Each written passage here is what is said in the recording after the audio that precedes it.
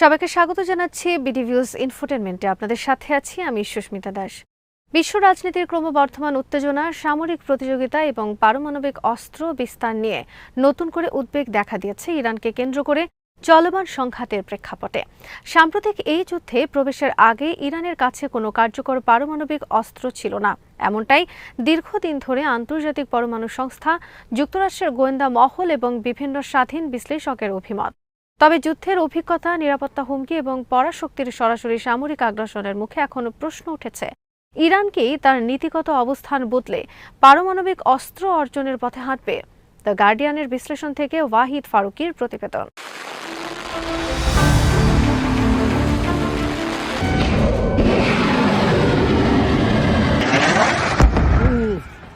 ঘটনার সূত্রপাত ঘটে যখন মার্কিন প্রেসিডেন্ট ডোনাল্ড ট্রাম্প ইরানের বিরুদ্ধে সামরিক পদক্ষেপ গ্রহণের ঘোষণা দেন এবং দাবি করেন ইরানের পারমাণবিক কর্মসূচি যুক্তরাষ্ট্র ও তার মিত্রদের জন্য তাৎক্ষণিক হুমকি তৈরি করছে। এই দাবির ভিত্তিতেই হামলার যৌক্তিকতা তুলে ধরা হয়, কিন্তু আন্তর্জাতিক পর্যবেক্ষকদের একটি বড় অংশ এই যুক্তিকে প্রশ্নবিদ্ধ করেছে।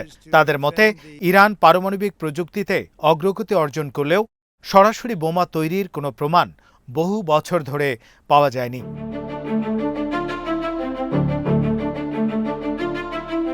2003 সালের পর থেকে ইরান কোনো সক্রিয় পারমাণবিক অস্ত্র কর্মসূচি পরিচালনা করছে এমন সুস্পষ্ট প্রমাণ নেই বলে বিভিন্ন আন্তর্জাতিক সংস্থা বারবার জানিয়েছে।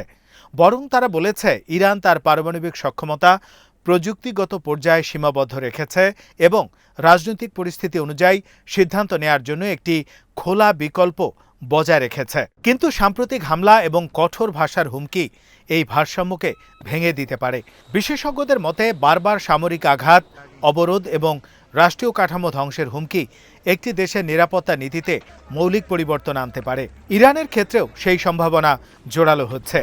দেশটির ভেতরে কট্টরপন্থী গোষ্ঠীগুলো, বিশেষ করে ইসলামিক রেভলিউশনারি গার্ড কোর, ক্রমেই এই মতের দিকে ঝুঁকছে যে পারমাণবিক অস্ত্রই হতে পারে একমাত্র কার্যকর প্রতিরোধ।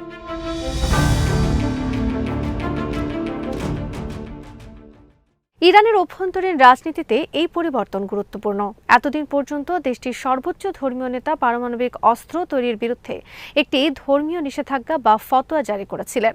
কিন্তু যুদ্ধ পরিস্থিতি, নেতৃত্বে পরিবর্তন এবং নিরাপত্তা হুমকি এই অবস্থানকে দুর্বল করে দিতে পারে।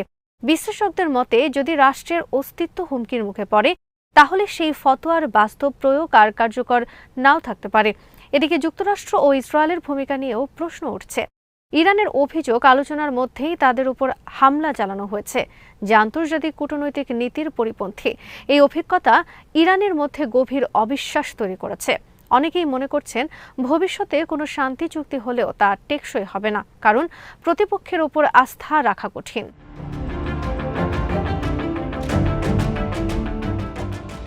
এই প্রেক্ষাপটে ইরানের সামনে দুটি পথ খোলা রয়েছে।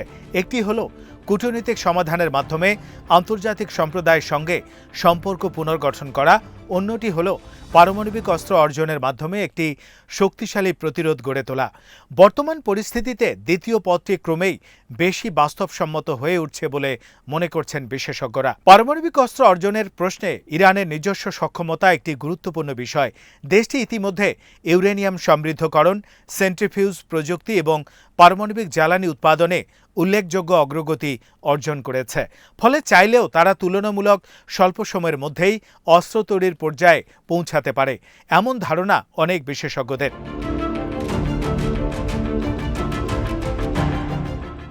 তবে আরেকটি গুরুত্বপূর্ণ সম্ভাবনা হল বাইরের সহায়তা। বিশেষ করে উত্তর কোরিয়ার নাম এখানে বারবার উঠে আসছে। দেশটির নেতা কিম জং উন ইতিমধ্যে সফলভাবে পারমাণবিক অস্ত্র উন্নয়ন করেছেন এবং অতীতে বিভিন্ন দেশে সামরিক প্রযুক্তি সরবরাহের অভিযোগ রয়েছে। বিশ্লেষকদের মতে, প্রয়োজনে পিয়ংইয়ং গোপনে ইরানকে প্রযুক্তি নকশা, এমনকি সমৃদ্ধ ইউরেনিয়াম সরবরাহ করতে পারে।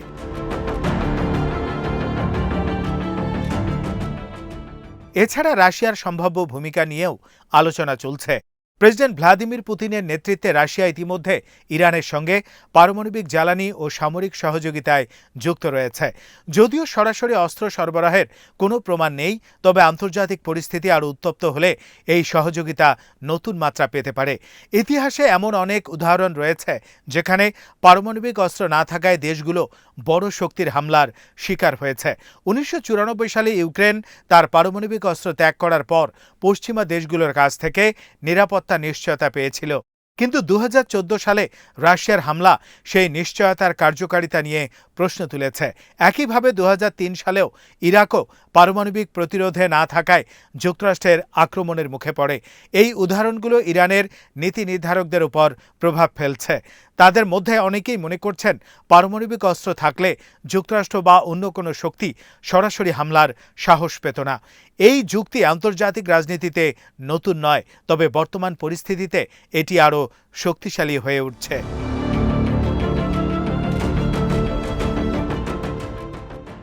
বিশ্বব্যাপী পারমাণবিক অস্ত্র বিস্তার রোধে 1968 সালের পারমাণবিক অস্ত্র নিরোধ চুক্তি বা এনপিটি একটি গুরুত্বপূর্ণ কাঠামো, কিন্তু এই চুক্তির কার্যকারিতা নিয়ে এখন প্রশ্ন উঠছে। চুক্তি অনুযায়ী পারমাণবিক অস্ত্রধারী দেশগুলো ধীরে ধীরে তাদের অস্ত্র কমাবে এবং শেষ পর্যন্ত তা বিলুপ্ত করবে, কিন্তু বাস্তবে দেখা যাচ্ছে যুক্তরাষ্ট্র, রাশিয়া, চীন, ফ্রান্স এবং যুক্তরাজ্য তাদের অস্ত্র আধুনিকায়নে বিপুল অর্থ ব্যয় করছে। একই সঙ্গে নতুন করে অস্ত্র প্রতিযোগিতা শুরু হয়েছে। চীন দ্রুত তার পারমাণবিক ভান্ডার বাড়াচ্ছে, উত্তর কোরিয়া নতুন নতুন ক্ষেপণাস্ত্র পরীক্ষা করছে, আর যুক্তরাষ্ট্র পুরনো চুক্তি থেকে সরে এসে নতুন কোনো কাঠামো তৈরি করতে ব্যর্থ হয়েছে। এই পরিস্থিতি বিশ্ব নিরাপত্তার জন্য বড় ধরনের ঝুঁকি তৈরি করছে।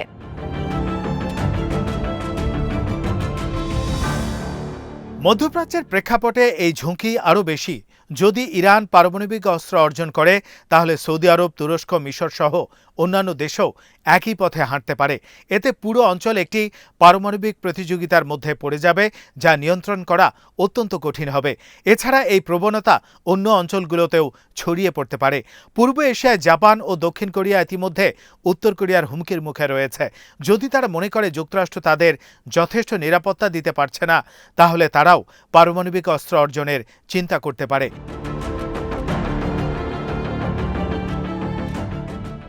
একইভাবে তাইওয়ান ইস্যুতেও নতুন করে আলোচনা শুরু হয়েছে। চীনের সম্ভাব্য সামরিক পদক্ষেপের প্রেক্ষাপটে তাইপেই কি পারমাণবিক অস্ত্র অর্জনের চেষ্টা করবে?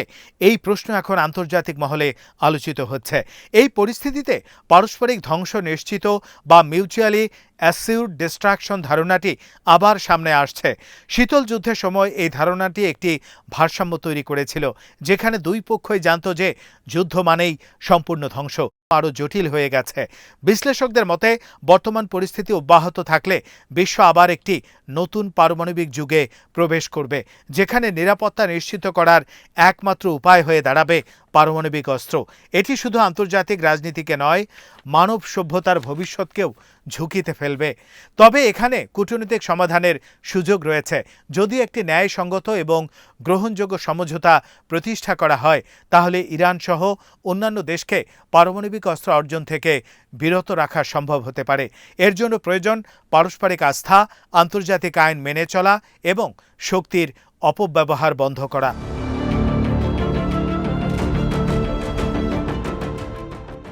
বিশেষজ্ঞরা সতর্ক করে বলছেন, যদি শক্তির জোরে ন্যায় প্রতিষ্ঠার প্রবণতা চলতেই থাকে, তাহলে আন্তর্জাতিক ব্যবস্থার ভিত্তি ভেঙে পড়বে। তখন ছোট ও মাঝারি শক্তির দেশগুলো নিজেদের নিরাপত্তা নিশ্চিত করতে বাধ্য হবে চরম পদক্ষেপ নিতে, যার মধ্যে পারমাণবিক অস্ত্র অর্জন অন্যতম। সব মিলিয়ে ইরানকে ঘিরে বর্তমান পরিস্থিতি শুধু একটি আঞ্চলিক সংকট নয়, বরং এটি বিশ্বব্যাপী নিরাপত্তা ব্যবস্থার জন্য একটি বড় পরীক্ষা।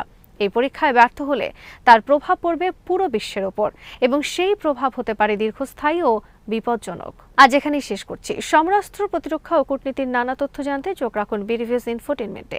চ্যানেলটি ভালো লাগলে সাবস্ক্রাইব করুন, সংযুক্ত থাকুন আমাদের ফেসবুক পেজে।